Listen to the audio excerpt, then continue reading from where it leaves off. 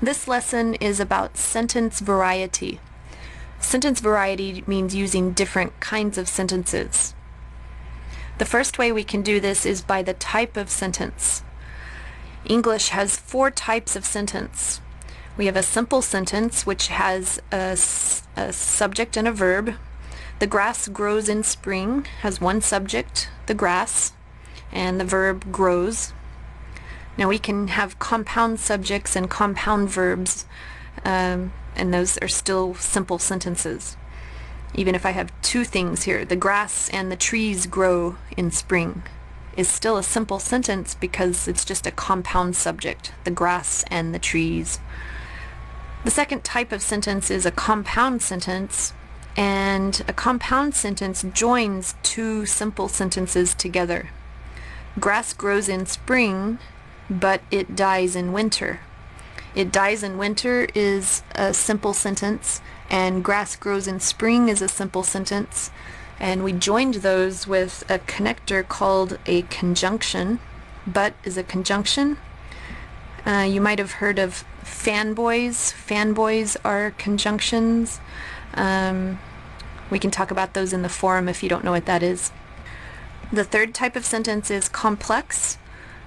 Complex sentences have at least one independent clause or one simple sentence and at least one dependent clause. A dependent clause is not a simple sentence. So look at the independent clause first. Grass doesn't grow in winter has a subject and a verb, just like our simple sentence up here. But the dependent clause starts with a connector because, and when we have this connector, this cannot be a sentence by itself. I cannot say because it is too cold. That's not a complete sentence. A dependent clause needs to have an independent clause attached to it. So if my dependent clause comes before the independent clause, we put a comma here. But I can also put the dependent clause after the independent clause, and you know we don't use a comma that way. The fourth type of sentence is compound complex. Compound complex means that it is both compound, that means it has 2 independent clauses, and it's complex, so it also has a dependent clause. In this sentence, we start with the dependent clause, and then we have 2 independent clauses. So right there we have 4 different kinds of sentences. You need to mix these types in your writing. Another way to create sentence variety is the way we start our sentences. One way to change the beginning of a sentence is to add an adverb. Remember, adverbs often end with ly, so those ly words. But we have other adverbs, like every day is an adverb that doesn't end in ly. So if you start a sentence with an adverb, that's a way to create variety. You can also start your sentence with prepositional phrases, like in the morning, due to stress, or after work. Starting your sentence with a prepositional phrase can help your variety, and also starting with other transitions. And you've probably learned most of these transitions before. So those are several ways that you can create sentence variety. Another way to create variety is by the length of your sentence. If we use too many short sentences, we get a bad style. We call that choppy. We don't want to have a choppy style.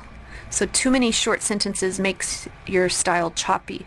But short sentences can be used effectively if we mix them with medium and long sentences. So in your writing, you want to try to have more medium or long sentences, but occasionally if you throw in a short sentence after a long sentence, that can create a nice style. Another thing that helps our variety is using synonyms. Remember that we want to repeat key nouns. Repeating key nouns helps your reader follow what you're saying. But if we use too many times, that can get kind of boring. So we want to use synonyms also. So if I'm talking about an employee, I could use the synonym workers or worker or staff. You see, this sentence here would have nice variety. I don't keep repeating the word employee, employee, employee. You can also say things in different ways to avoid repeating too much. So I can say the employee or the worker, those are synonyms, but then I could just say it in a different way. The person working in an office. Who is the person working in an office? Well, it's an employee or a worker. But by saying it in this different way, I create some variety.